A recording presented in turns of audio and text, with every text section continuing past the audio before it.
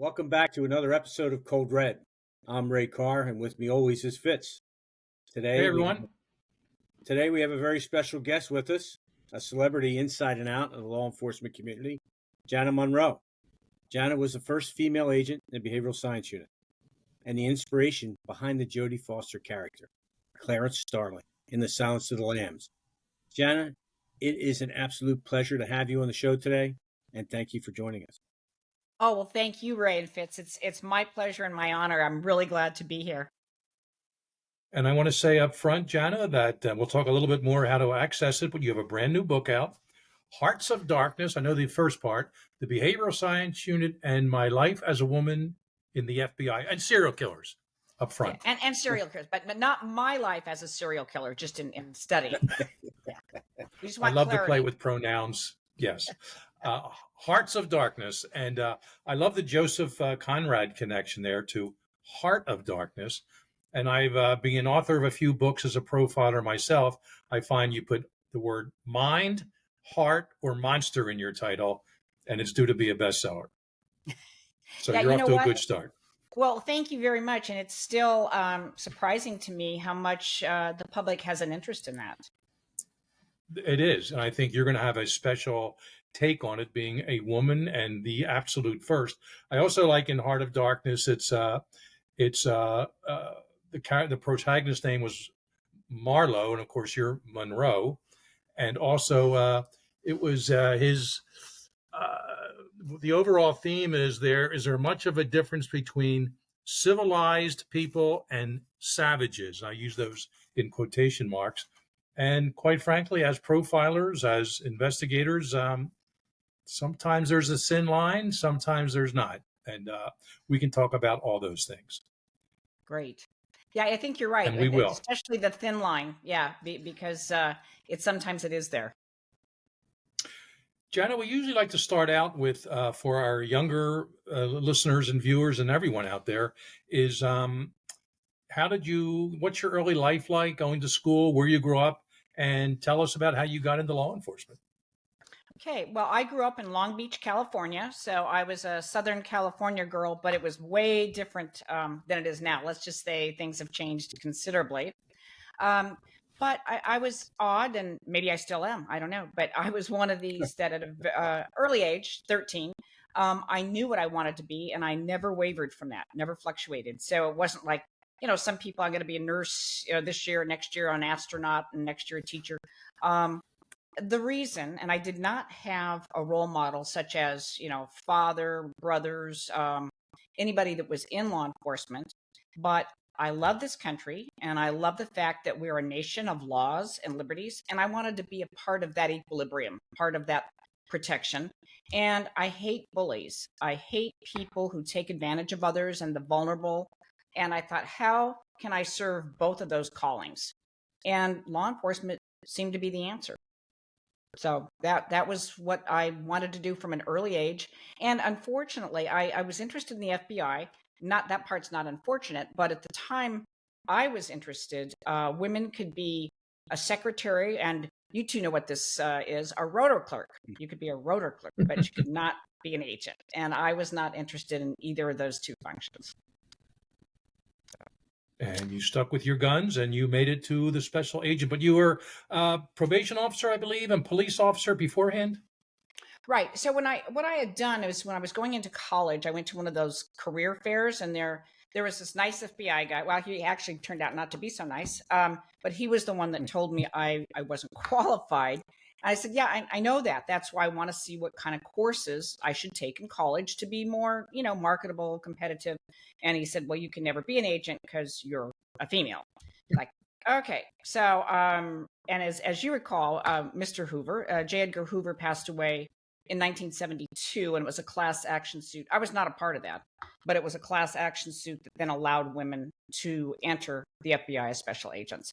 But in the interim, I thought, what would prepare me the best? So I joined the San Bernardino County Probation Department, and then was in the Chino, and then lateraled over to the Upland Police Departments, all still Southern California. Interesting. Yeah. So I actually stayed in that area longer than I intended for two reasons. Number one, I think I was getting some really good experience. And number two, I was actually enjoying it. But then I had not, I kept my eye on the ball of my goal, which was to join the FBI. So it was time. So that was Right. always the goal from the outset. The police departments and probation were just stepping stones. Right, right. And again, in the FBI, you can come in that diversified, modified program. But I thought, being a teacher, a librarian, and although very good professions, that would not make me as competitive as starting in law enforcement and then going into federal law enforcement. You kind of came in, and you were early on when females were still trying to find their way within the bureau, and moving from the police department into the FBI and going to Quantico. Did you find it difficult for you moving through training? I did not.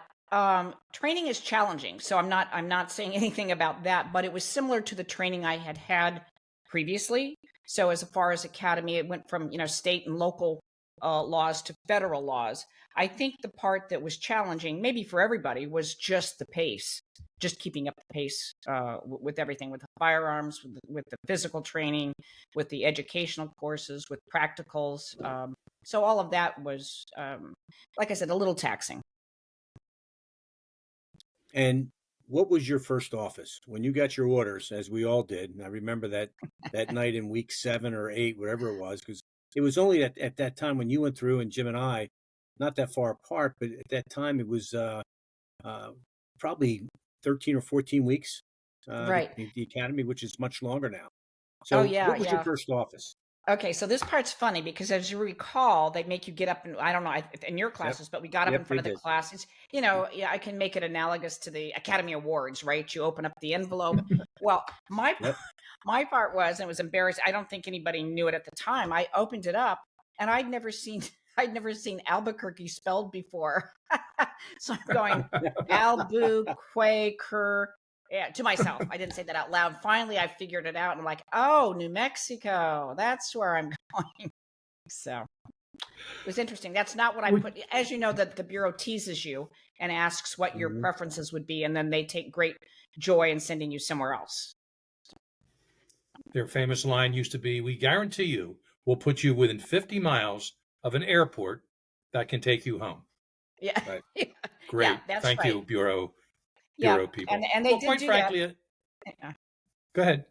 I was going to say they did do They- that. I was close to the airport, but that was about all.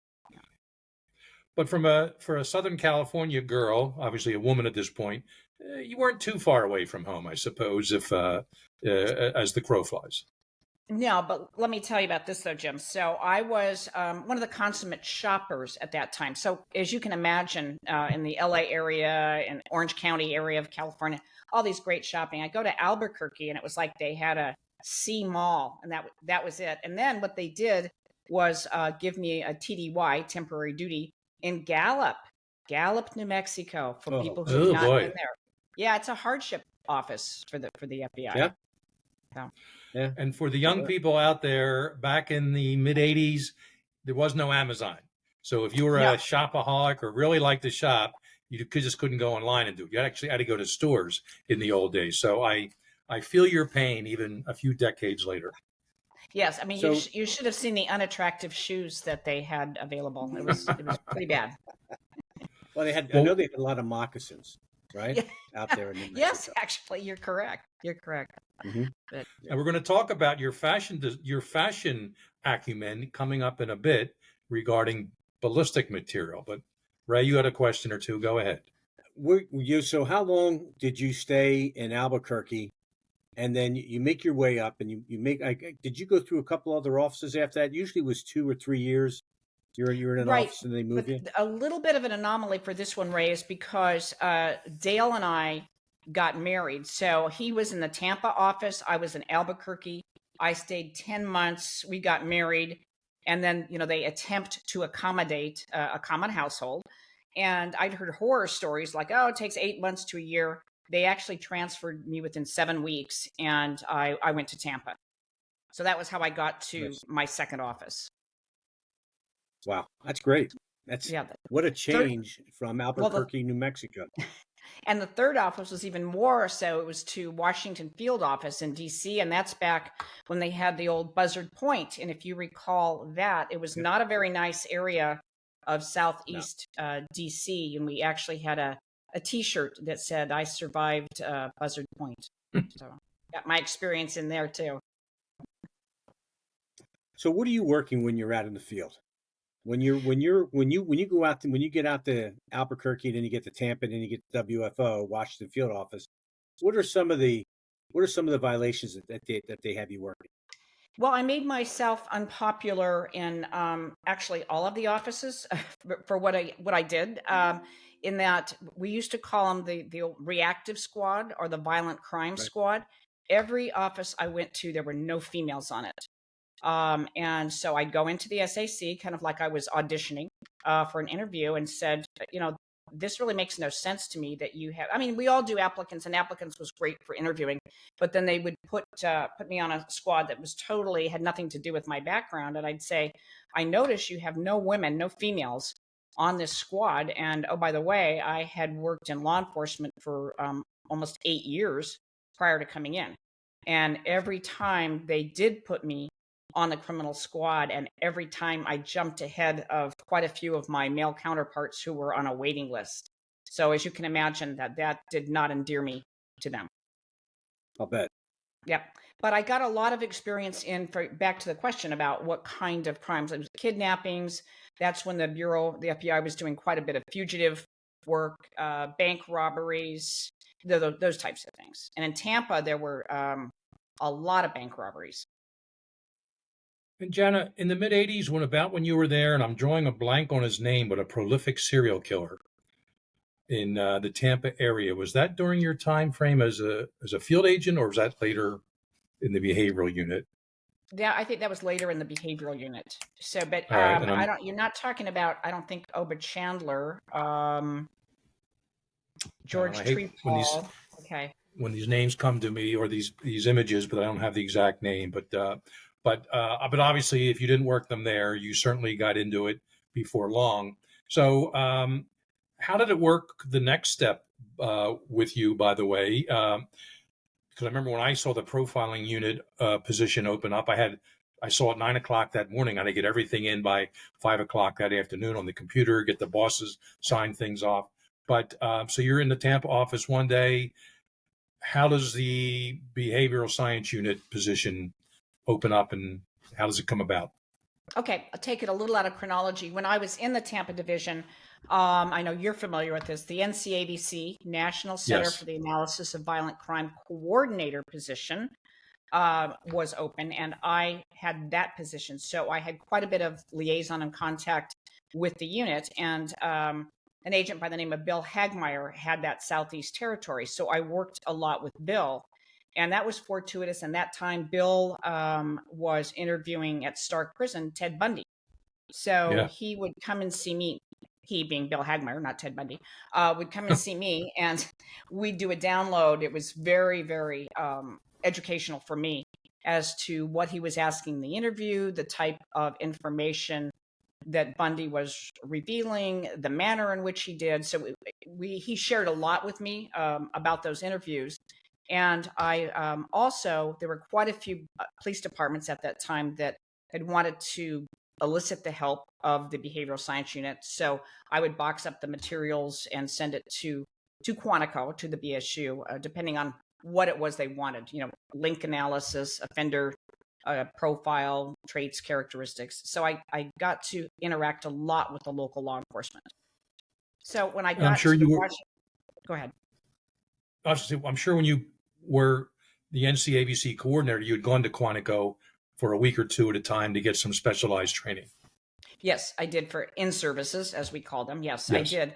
And then to directly answer your question, when I got to the Washington field office and jumped over all my colleagues to get on there were 18 of us on the reactive squad. Then to add insult to injury, I only stayed about 4 months because, like your experience, I received a call from Bill Hagmeyer, and he said, there's an opening this morning. I got everything in. I took vacation, got everything in that day, and then interviewed with John Douglas and another agent 2 days later. Yeah, the world famous kind of the grandfather of profiling, John Douglas, and so you got a chance to work a few years with him because our ships passed in the night. We'll come up to that in a bit, as did ours, kind of in a way when I first Right, got there. right, So give us a time frame. You show up at and it was the behavioral science unit, right? Because there was a split after a while, but I right. believe you were BSU. Yes, I was BSU, and then it went through several name iterations, and I've got the Yes, T-shirts that have the ISU Investigative Support Unit. I was never for that one because it sounded like an investigative support, like you were not really involved in it. yes. Then BAU, It and one of my colleagues was testifying, actually Judd Ray. I don't know if you ever met Judd sure. Ray I or do. not. Okay, Oh yeah. he's a character, wonderful character. But anyway, he was testifying. I think it was Bordier or sometime. But they said, "Well, the judge goes, this is not a science. You're analysts. You're not scientists." And that was kind of the catalyst for changing the name once again. Interesting. Then it just went to the National Center for the Analysis of Violent Crime for a number of years. And then Right, it wasn't until 2003, I believe, they actually changed it to the Behavioral Analysis Unit 1, 2, and 3. But the right, BSU was still separate. And I think finally, about 5 years ago, they combined them all into like now 6 or 7 BAUs, Behavioral Analysis Units. That's right, right. bringing us up It's to like the present. But yeah, you really have to have like a scorecard or something. I can imagine, the public, somebody trying to reach out for somebody. It's like, well, which one of these are you actually looking for? It would be a little Right. complex. well, it's interesting you say that. I'm writing my 4th book now about right after Unabomb, I got back and I put it like in a little admin note. I'm going to call it the profiling unit. Now, never had that official name, but then I gave a little bit of clue. It was ISU, it was BSU, and I finally said profiling unit until we finally get to BAU, and then it makes it much more clear there. So again, first woman doing a lot of things. I know you weren't the first woman in the FBI. There were a No. few before you, and but you were definitely first in the BSU. And but if you knew Douglas, you knew Bill Hagmaier. I'm sure the welcome mat was out there, at least to some degree. Right. And Maybe. you know what?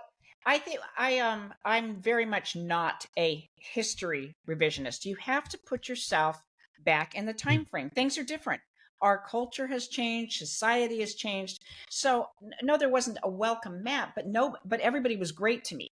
Yeah. So I have zero complaints on that. And that's kind of just the way things were. It was like, and they even said we're kind of taking a chance on you. And that's how things were looked at that time, right? I mean, and in the rear view mirror, people can take those comments out of context and say, oh, how horribly they treated you. No, they didn't. They were very good to me. Well, that's good to hear. And I know Ray and I went through the police academy in '76. There was one female in my police academy class, and in my police department, Ben Salem PD, one female. So to me, from the earliest days, women were in law enforcement for my career, and they belong there. No ands, if, or buts. There are some great male investigators and law enforcement officers, some not so great. And the same applies to females, and I'm sure you would relate to that too. So each Yeah. person has to be judged accordingly. Oh, absolutely. And I look at it, some of the presentations that I do, and one of my things that is so inspiring to me is trying to encourage and inspire younger people, predominantly women, but young men too. If it's within your skill set, right? Go for it. Do it. I used to say, if I wanted to be an opera singer, then I'm way out of luck. I don't have that skill set. But if you know you can do something, don't be daunted by the lack of a welcome wagon. And another one, I'm sure I plagiarized this from someone, but if they don't give you a seat at the table, bring a folding chair. And that's what I always did. I got, professionally invited myself when I was in Albuquerque. None of the guys on the other squads would invite me on their arrests. How you get a team together. And so I would just go say, hey, I heard you're doing an arrest on this. I'm available. I know you're going at, 5:30 in the morning, you're assembling and doing all this. And once I showed I was really willing to work and that I, had read all about it, I knew what the operations order were, I knew what we were doing, I became more, they included me more often. That's So, 90% of the battle, Jan. I mean, right. when you think about it, and that's how I was. if there was a fairly new agent that came on, a lot of times we would offer them to come with us. But the biggest part of that was, do they want to work? That's And right. you'll find today, at least towards the end of my career, that a lot of agents they weren't as interested in working as much as Yeah. the old time bureau people were. I Yeah. just see that, you know. Yeah, you know what? And again, I think it's culturally, it's this time Yeah, frame. I mean, people look at, when I would say how many hours we work, they look at me and it wasn't something like, gee, I admire it. It's like, oh, you poor thing. right, You didn't know right, when to stop. exactly. And I loved it. It was like an adrenaline pump. And I felt, in order to do so, I wanted to be prepared for what it was I was doing. I didn't expect anybody to take me by the hand. Now, you always pay attention, you listen, and you learn. But I thought the more prepared I could be, and the only way you do that is by volunteering for things so that you get that experience. That So worked for you're all of us. Yeah, it did. So Yeah. you're down in the unit. What's the first case, memorable case that you remember that comes across to you that you actually get involved in and you're actually running with it? Well, this probably isn't a fair response because I only had one case and an entire time, and I think you can relate to this, Jim, that I got to see from the beginning to the end. And that was the Rogers case, the mother and two daughters that were brutally killed in Tampa Bay. And I was there on scene when they were fished out by the St. That's right. Petersburg. Yeah, right. Blah, blah, blah. So then, as a coordinator, I worked with them quite a bit on it. Then I get transferred, right? So now I'm in the unit, and the case had gone cold, and that had such a negative impact. Tampa's a lot about tourism, right? Well, their tourism was down. This case had not been resolved, and so they came to us and said, "Okay, we've missed something. Let's take a look at it again." So fresh set of eyes. We all looked at it, and that's when I realized that there was a note, handwritten note from the hotel where the women were staying to a dock where the offender had taken them out on a boat. And I just asked, who wrote the note? And they said, well, Joan Rogers. I said, well, how do you know that? No answers. So long story short, the officers take it to the husband, and he said, that's not my wife's handwriting. And we blew it up on a billboard. All of the merchants there were like, for free, right? Okay, whatever, just blow it up. This is before the internet, right? I mean, today you look at it as a precursor to an internet style approach. But we blew up the handwriting on billboards, and in less than 48 hours, we had several people with the same name. So, Oba Chandler. Wow. So I was able to follow that, continually help out with some of the interview techniques, whatnot, and then he was actually convicted and executed. Now, I didn't go to the execution, but so when I say the most interesting case, because I got to see it from beginning to end, and it was also very disturbing because I made an effort to always refer to the cases as case, file number 152 or 165, but Right. I got to recognize them and know them by name. So it made it more painful. But think about the innovation with that. I mean, when you think about, and we're talking about, is this the early 90s Yes. that you're talking about this case? 91. Yeah. Well, just think about that, 1991, and there's no internet. There's not a whole lot you can do. How are we going to find this out? And you say, you know what? Let's put it up on a bulletin board all over Tampa and see if someone can identify that. Talk about innovation and initiative. And that's what solves the case. I think that is absolutely amazing. Well, and we're talking about detail, right? Paying attention to every little detail. Okay, how do you Right. know that? And okay, you are assuming. That's the worst thing, as you know, in an investigation to do is assume something. You've got to know the source. So, Jana, about 5 years later, I was at Unabom with a big debate. Do we publish the manifesto? Different set of circumstances. The internet was around then. And I do remember the case and talking about some of the old timers back there and said, yeah, I think our Jana had some success. And among other investigative clues was putting that letter, putting that note out there. And I borrowed from that and we argued the point. And eventually we got the manifesto published. So, yeah, I'm a firm believer. And if there's a letter, a note, and you still have an open case, a manifesto, get it out there. Someone will identify the thoughts, ideas, even the writing. Yeah, you're a brother. Somebody's going to take a look at that. And in this case, the reason someone would notice again, people were handwriting more, cursive writing, which is a lost art. But what Obed Chandler had been doing, he was in his own business and building in screen patio. If you don't have a screen patio in Florida, you get eaten alive by mosquitoes, by bugs. And apparently he did very shoddy work. So he was in small claims court with a lot of people. And he added insult to injury in that he would refute claims with pages and pages of nasty notes to the clients. And so they recognized his handwriting right away. It wasn't terribly bright. You're going to be a killer. You don't want to leave those kind of clues around. Or be nasty. You took us back to, that too. You took us back to Tampa, just for our listeners' sake. It was Bobby Joe Long, who was a serial killer in Tampa. Okay. He killed 10 women in the mid-'80s over, I think it's about 8 or 9 months, give or take. And that was before my time in the Bureau, whatever. But I know we did some research on that later on. Yeah, I did not work on that, but my Stan Jacobson was an agent who preceded me as the coordinator, and he had quite a bit of work. He did work on that one.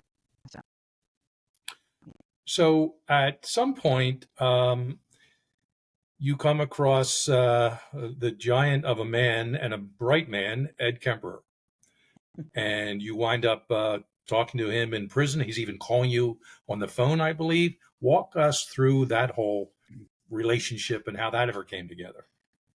Well, and I think if you look at it, and you'd mentioned John Douglas, and I think, the father of profiling, and Bob Wrestler, and he used to wrestle with that because he said he was the father of profiling. And I think they both were, and very, very valuable in what they did in devising the whole program. But they had talked to Edmund Kemper before also. And we're talking about, when you said a giant, he's 6'9". I don't know what he weighed at the time, but big frame, big guy. And the way I would describe him, I don't like to use the word intimidating, but it kind of fits in this situation, because he had that way of looking through you and into you at the same time, if that makes any sense. And I can make that analogous to Dr. Hannibal Lecter. I think, although fictitious, Anthony Hopkins in the movie Silence of the Lambs did a fabulous job of that stare where he's looking at you but not really focused, and then rarely blinks. So it was kind of like that. It was one of those. And with normal, and I know there's quite a spectrum of normal people, when you're speaking to them, they'll acknowledge, they'll smile, they'll blink, they'll do something that lets you know they're receiving your information. Didn't get any of that. So no body language, no body clues that you would experience with most folks. And it's a little unsettling, to have that. And then pauses in the conversation, which, as you know, that's a powerful tool when you're the one doing the interviewing. But when it's on the other end, that can be a little unnerving too. Ask a question and then he'd sit and stare at me for what seemed like a minute, probably only 20 seconds, but it was an abnormal length of time. So from an abnormal guy. And we should mention he killed a number of people, decapitated them, including his mother, correct, and other female college students. Yeah, if you read up on him, it was brutal. I found his the heinous nature, the egregious and grisly nature of his crimes. He killed his grandparents when he was 15. Right. And then he was sent to a juvenile mental facility, gets out when he's a little over 21, with one of the terms and conditions being he not live with his mother because they had such a vitriolic relation. So what does he do? Moves in with his mother. So it's shortly thereafter that he starts his killing spree with co-eds. He was dub named the co-ed killer, but he told the police that he had to turn himself in for a couple of reasons. Number one, they were too inept to ever catch him, and he was going to continue killing unless he was confined. And so that's why he turned himself in. But we learned a lot from him in the Santa Cruz area. What he told us after the fact was he would go into they used to call them the local watering hole, a local bar where officers would go sometimes and have a drink, after work, just to, have a beer to let their hair down. Well, he would be within earshot of them, and they were speaking openly about the case and what they were doing. And he would then buy them a round of beers. And nobody thought anything of it because he'd hang around a lot. So it's just like there's that Big Ed guy.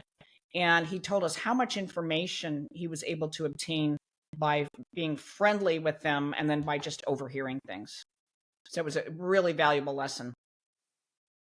Well, a lot of these offenders, as we know, they like to get involved in the investigation. And that was his way of getting involved in it, by just sitting and listening. And I understand that Kemper dated one of the Santa Cruz detective's daughters. Yeah. Now, wouldn't that give you a fright when you realized who he was? How about that? I mean, that's looking at him, because in one of the classes I teach, he's one of the case studies that a lot of the kids do. Right. And he's a really, really remarkable individual. I don't say that. I say he's remarkable in what he was able to do in a time period and how he was able to do it. Well, and the other thing too, if you believe in IQ tests, I mean, we have them, right? So as much as you believe in him, he scored anywhere from like 160 to 180. So from an academic or he was a bright person, just very sociopathic and very abnormal in that. But I had a tape of him that I viewed with John Douglas and Bob Ressler when they had been talking to him. And to me, he was parroting or regurgitating what a psychiatrist would have said. So this is like his third time trying to get parole. And he would try to conjure up a tear. It was amazing watching him. And he'd say, matricide, this monotone, matricide is a horrible crime. I am now remorseful.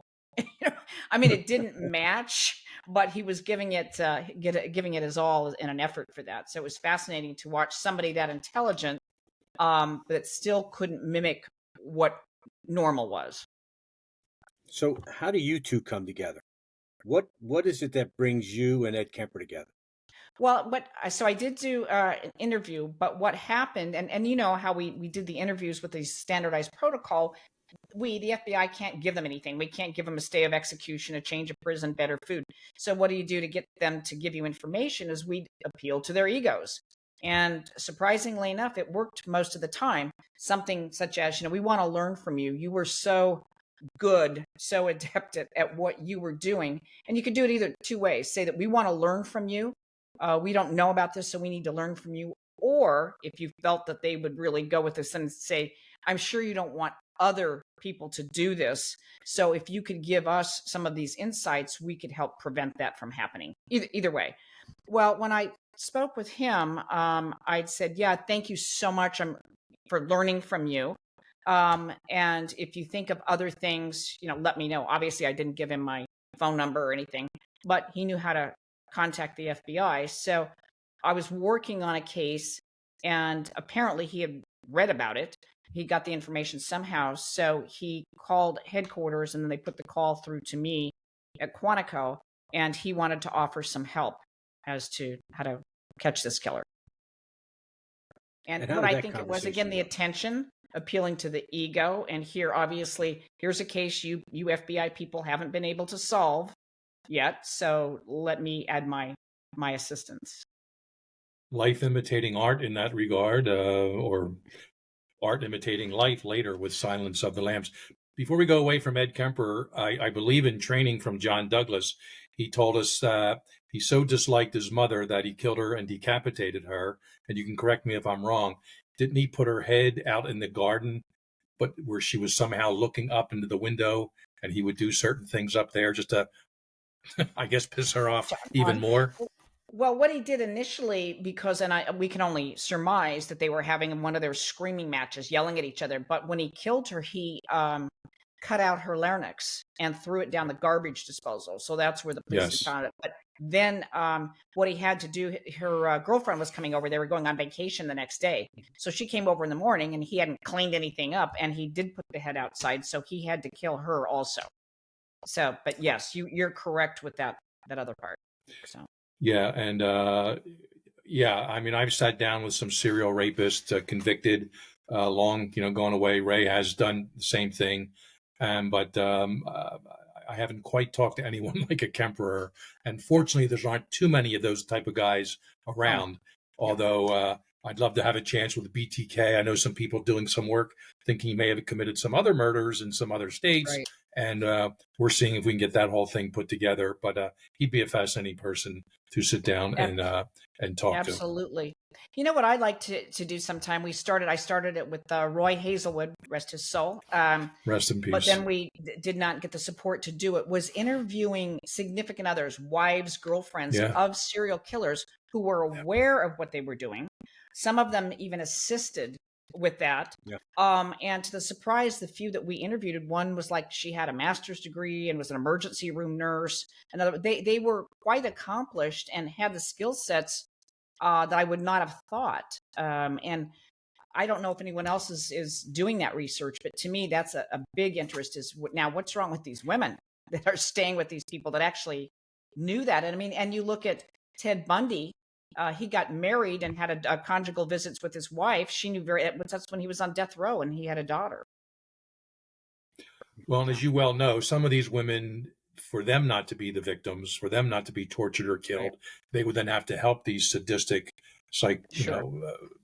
very bad husbands, maybe psychotic, but certainly with other mental health issues, to facilitate their, capturing these women and tricking them into the van.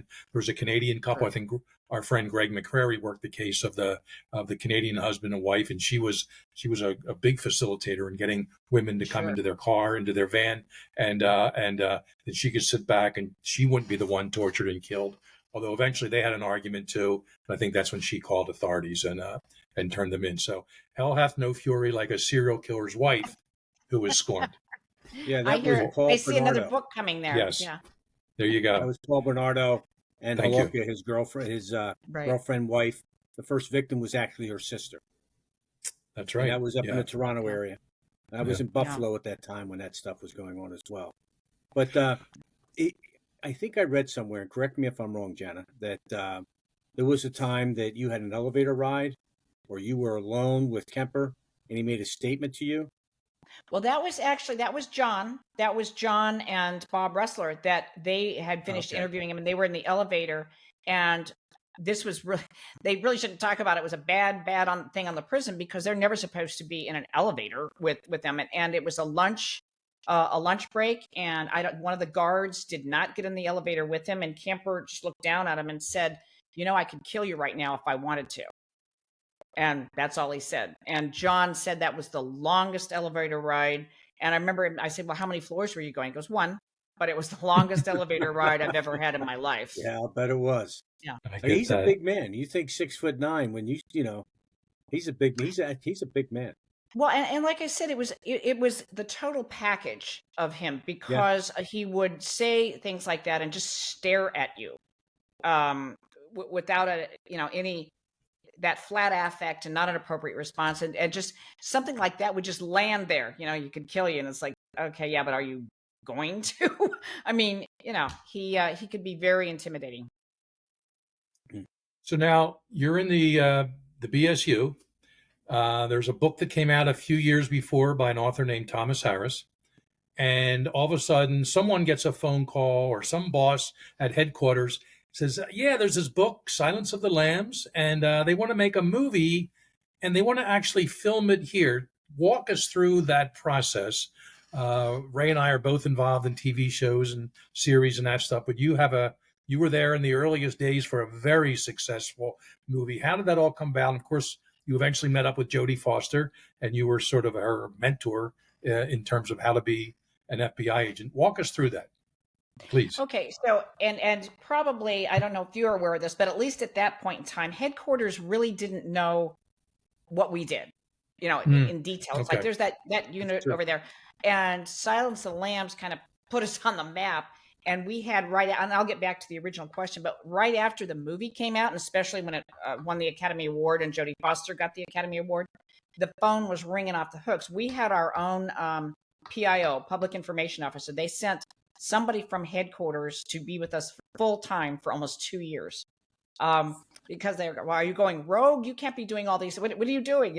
Because I know John Douglas was on quite a few things. And so they made sure we were going through proper protocol with that. So we got a lot of attention from headquarters at that point in time. But yeah, the cast and crew, for better or worse, right? Yes, for better or worse. The cast and crew came down, and I say came down because the behavioral science unit at that time was 2 floors below the gun cleaning room. It was originally deemed to be J. Edgar Hoover's bomb shelter. It was not supposed to be office space. Yeah. Hmm. But anyway, so the whole crew came down, and they wanted, along with Thomas Harris's, I think, original intent, he wanted to show off Quantico and the training and the academy. So they kept that genuine and did a lot of the filming there. They had some people, some agents without speaking parts, and I think a few from the physical training unit and all of some of the classrooms, the Yellow Brick Road that Jodie Foster did. But what Jodie Foster and I did was, she was very impressive. She took very professional. She took the role very seriously. She already knew her role. And then she would ask me questions like, the script says I would do this and say this. Is that what you'd really do? And I'd say, like, no, I wouldn't, or I'd say this or that. I, of course, had no influence on anything, but she did. So if she wanted to change something in the script or say it a certain way, she pretty much got what she wanted. But we went over a lot of things like that. Just how would an agent do it? Would they say something like that? How would they behave? Would you, if you were going into death row or a maximum security prison, how would you dress? Well, not high heels, bunch of makeup, try to make yourself as plain as possible. You're going to draw enough attention as it is. Let's not do anything else to, exacerbate the situation. So she winds up showing up at Quantico. And by the way, I believe to this day that's the only movie or TV series ever actually filmed in Quantico. I don't think that's been. I know I did a bonus feature for Criminal Minds in 2005 or so in the library, but in terms of doing a whole movie or a series, I believe Silence of the Lambs is the only one. So you are going to have that distinction. Yeah, I wouldn't refute that at all. I certainly can't think of anything. So yeah, and they did spend a lot of time, and I think the whole crew, at least the people that I encountered, it was a pleasant experience because they were very respectful of what we were doing, and in some of the areas people were still working and carrying on business and whatnot, and they were mindful and respectful of everything that we did. So that was nice. And I forget the actor's name, but he was kind of portraying a composite character of John Douglas and Bob Ressler as sort of the supervisor of Clarice Starling, and I think both of them claimed he's the actor that was portraying them. So a little bit of egos with those two guys. I don't think they would even deny it. And Bob Ressler, R.I.P., he died a number of years ago, but John was certainly that way. So and he earned it. I mean, he can have a bit of an ego because he was there in the early days. So that's very interesting on that part. I guess, and you said you actually went to the theater to see it, and you were amazed, basically, how right they got everything. Yeah, they had a special showing for us at a theater outside, just outside the part of Quantico, and so it was just for us. So there were maybe like 30 people because some of the crew, the cast, were there also, and except for the fact that they still had Clarice as a trainee and they would not have given her a real gun and had her go do all that. That always bothered me. I said, you could make her a real agent. I'm here, but other than that part that they didn't change, I thought they really did an excellent job for that kind of a movie because it was gory at that point in time. But they did a lot. They showed some, but it wasn't something like, a dead teenager movie where they just show you hacksawing everybody. I think if you could do something tastefully, that's probably an oxymoron. They did so and tried to capture what we had advised them is how something would take place. Yeah, and a credit to Harris for his research and writing the book, but also for the producer and director, and of course the actors for going along there. Ray, any follow up to that part for Jana? No, I think you covered it pretty well. What about Anthony Hopkins? Did you get a chance to meet him too, Jana? I did. And then unexpectedly, about a year later, I went to 3 different White House Correspondents' dinners in D.C. So because the unit had so much attention, I got to know a lot of reporters and newspaper, magazine articles. And so there were these 2 women that I'd been on a couple of their TV shows. Mary Madeline had a show back in the day with, I'm sorry, I don't remember the co-host, but I was on that show and a couple others. So they would invite me to that. And the table, and it was just fortuitous. They set me it was next to Anthony Hopkins. I mean, it was amazing. So he was very quiet, and even at this dinner, and I always got the sense that he was studying. I mean, he was very Mm. gracious, and of course, the lovely British accent. But it's like he was studying to maybe be another character in something.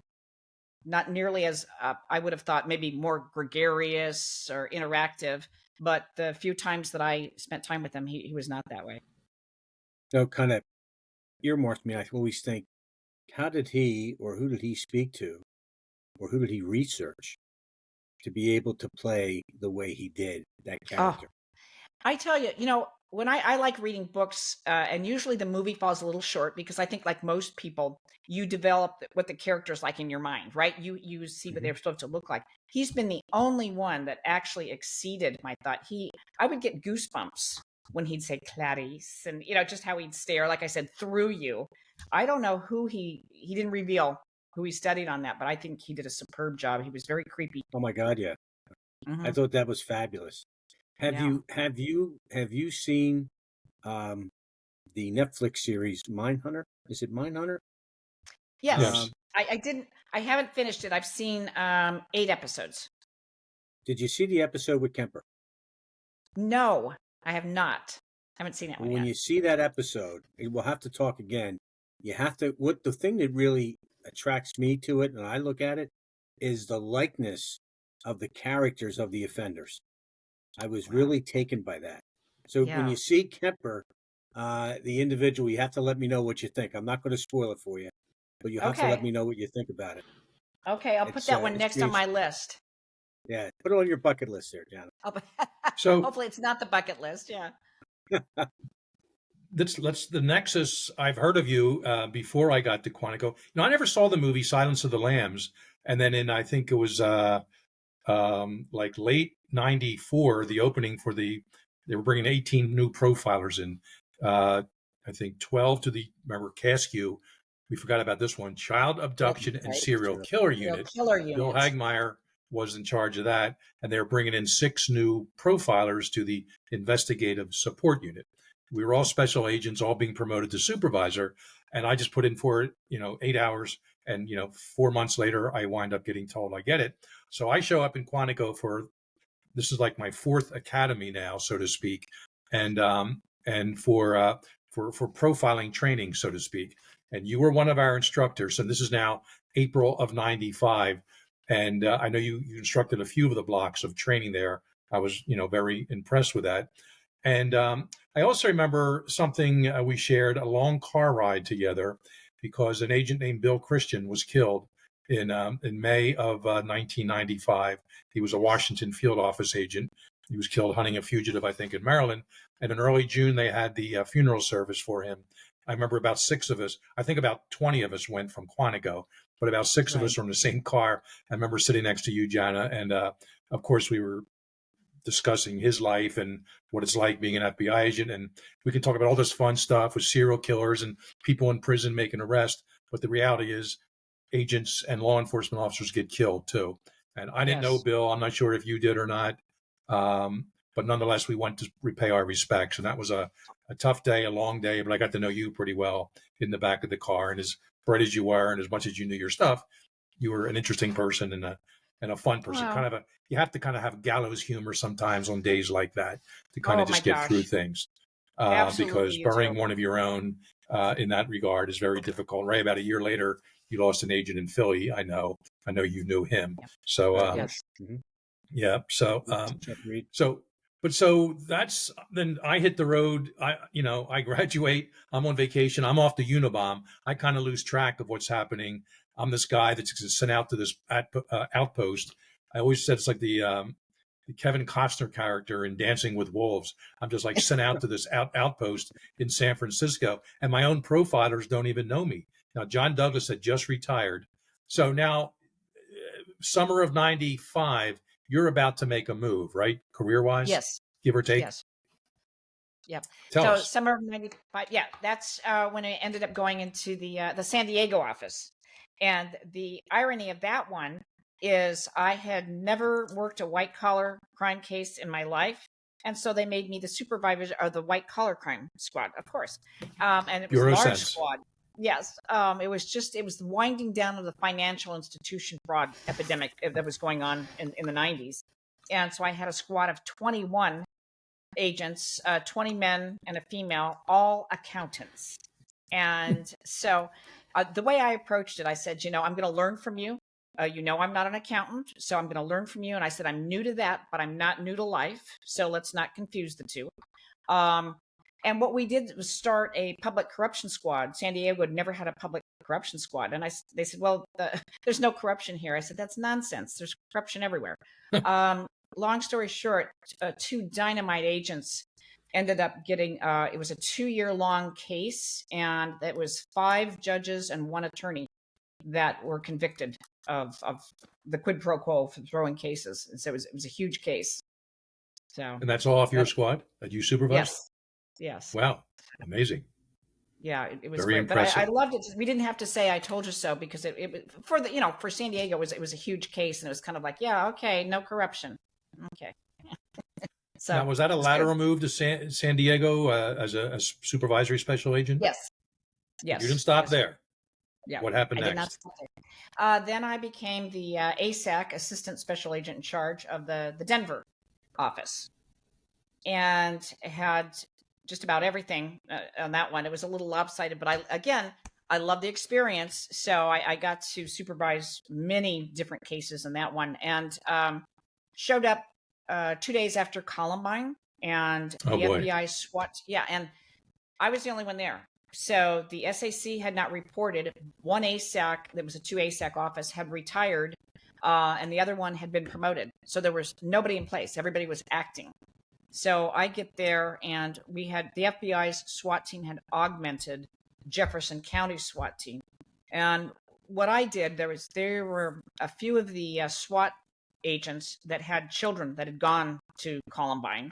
None of them had been injured, but they didn't know that when they were making entry. So what I did was get some external psychologists, not through the EAP, Employee Assistance Program, because I felt SWAT has its own culture, right? And going for counseling was never something that people would readily do. So I called the SWAT commander and SWAT team leader and said, I'm going to offer all of your SWAT team to go off, out of the building here, very private, but they can go to counseling. And he goes, none of them are going to do that. And I said, you know what? You don't have to go. It's not mandatory. I'm giving an offer. But I said, I'm going to speak to them all. And I just wanted you to be aware of that. Anyway, they all went except him. So it was great. And some went for a little over a year, and we got the FBI to pay for that. And it was just something from a psychological, there's physical health, but there's mental health. And when you have, I'll say guys, they were all men on the SWAT team, that see something like that and then have no outlet except here, go have a beer. I felt that it was really something that we should at least offer them. So. No doubt, wise decision.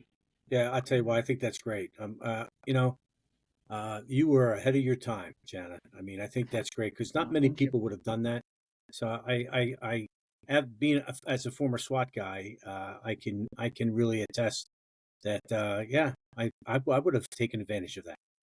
So, thank you. And it's interesting you say that. So my husband, Dale Monroe, who were in the bureau together, right, and he was on the hostage rescue team. The whole time that I was in the behavioral science unit. And then because we moved so much, he was on every SWAT team, every move we made. And he was the SWAT team leader or the SWAT commander in 3 of the offices, which you don't see very often, right? That they're going to move from office to office.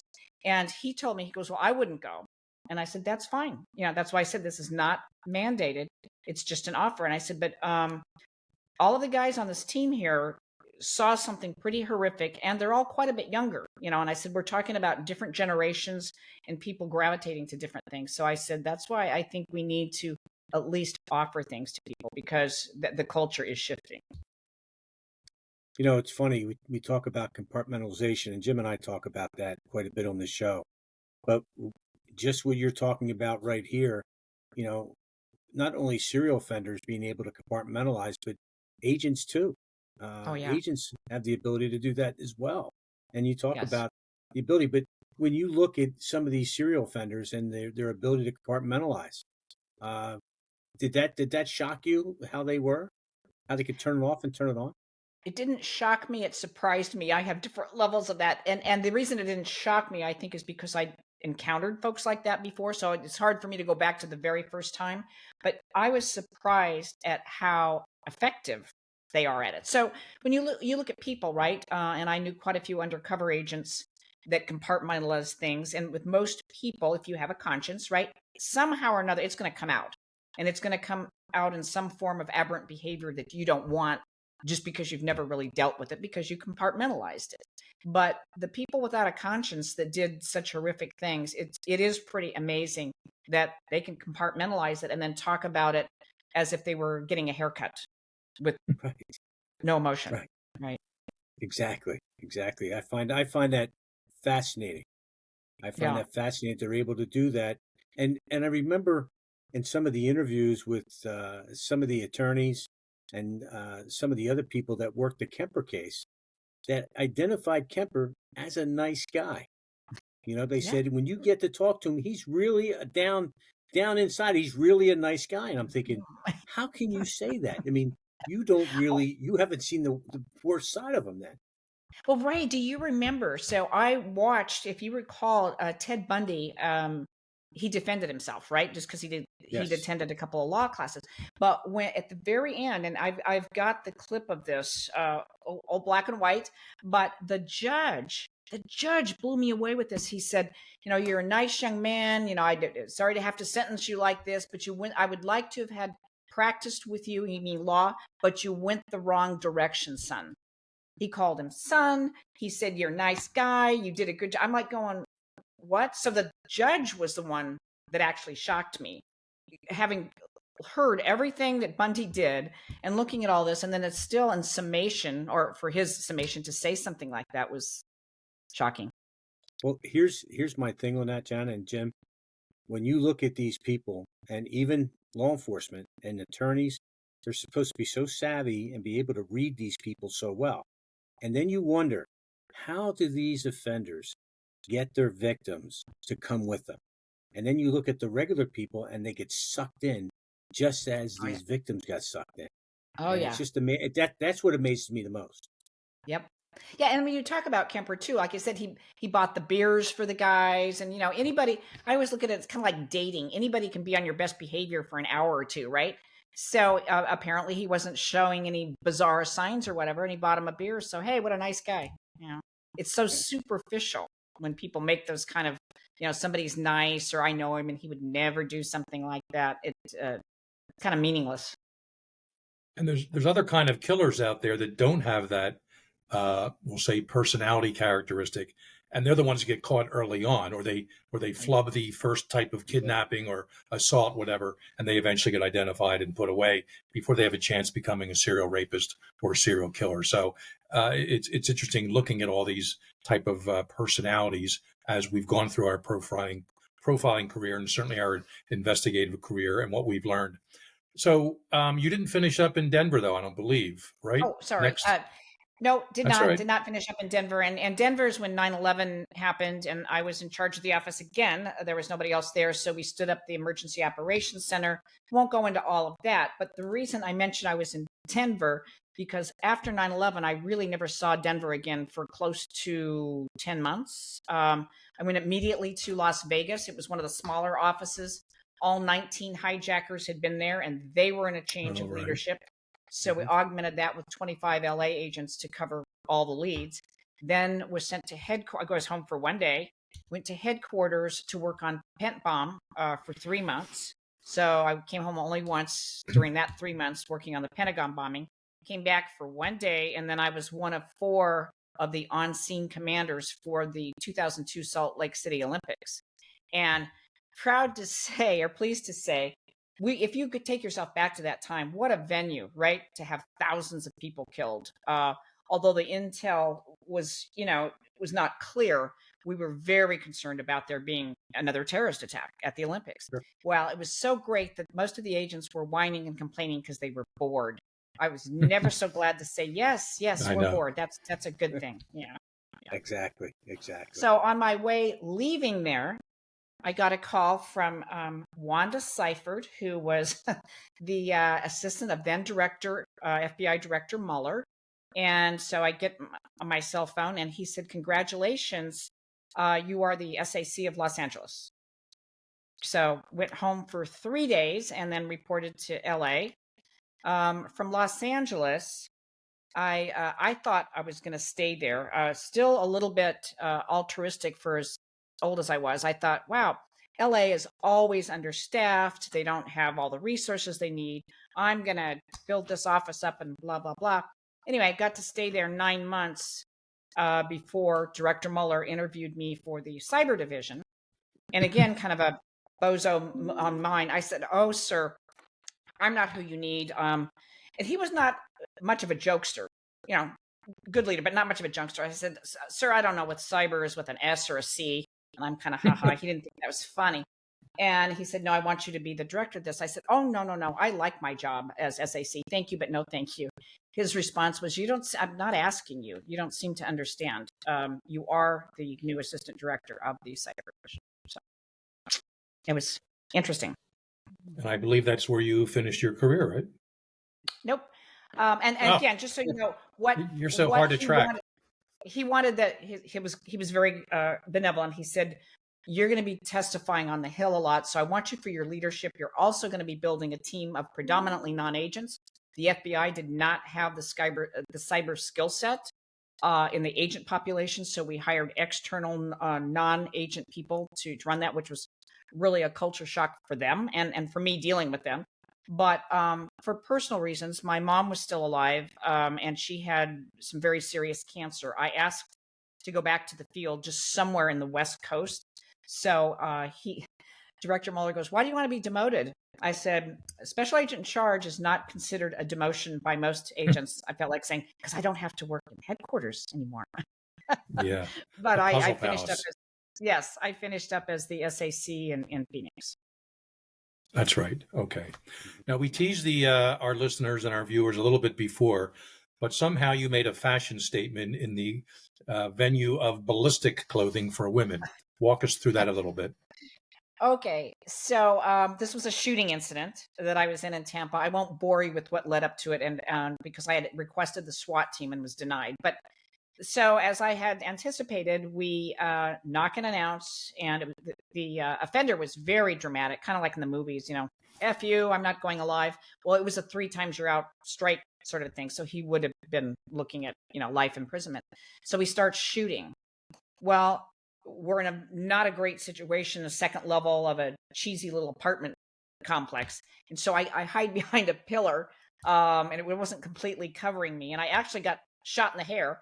But after the SWAT team did come and they introduced tear gas and whatnot to go in there. But the after action shooting investigation had indicated on some of the other shots where they were on the pillar and where some of my colleague men were standing, it would have been right about the navel area, would have been hit in that area. And our, as we used to call them, BPUs, protective bullet, BPUs, bulletproof undergarments.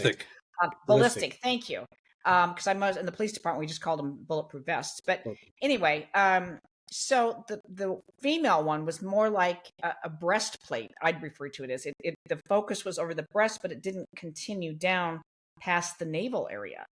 And so I was thinking, well, that's a dangerous area. You don't want to get shot in that area. Why are our vests not more like our male counterparts? So you get it when you're in a shooting, the director or the deputy director, if the director's not around, calls you. So I got a call, and "Are you okay?" "Yeah, fine." "Okay, go out and have a beer with everybody." That was always the, if you're okay, just go have a beer. And he said, "Is there anything else I can do for you?" And I said, "Yes." And I explained the ballistic proof undergarment, and he said, "Well, tell you what, I will make sure you go to Quantico. We're going to do a new prototype for a vest, and you provide your input of what areas you think need to be covered and how it wasn't when you were in your shooting." So I took him up on his invitation and was honored to be able to provide some input. And every female agent and law enforcement officer since then is probably appreciative of you and your input there. And here Jim told me, Jim, you were the Versace of bulletproof vest. Well, yeah, but Jim told me, Janet, that you were on the cover of Vogue. Yeah. or or guns and ammo. Remember that. Either Kind of one like would have been a me compliment. more. Yeah, with her. Yeah, why No, I not, was right? not. No, it was not on the cover of Vogue. But, Okay. thank you anyway. What a career! And you retired in 2006. Yes. Walk us through a little bit of that and tell us why you decided to write a book. And I know we didn't ask you everything about the book. Walk us through a little bit of that part.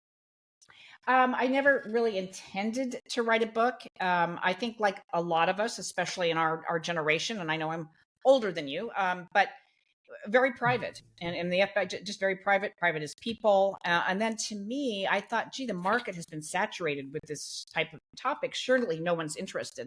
And I was approached by a couple of different publishing companies, and they said, "Oh, you're wrong. You're wrong."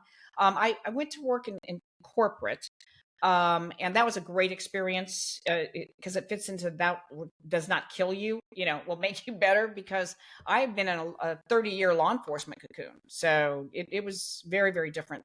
But when I started seeing different books come out about this, I thought, you know what, I don't need an advisor or a consultant. It's stuff that I did. I have all of my notes. There seems to be an interest. And then two other reasons. One of them is I've always felt very badly for the victims of all the violent crimes that I worked. As you well know, victims have no voice.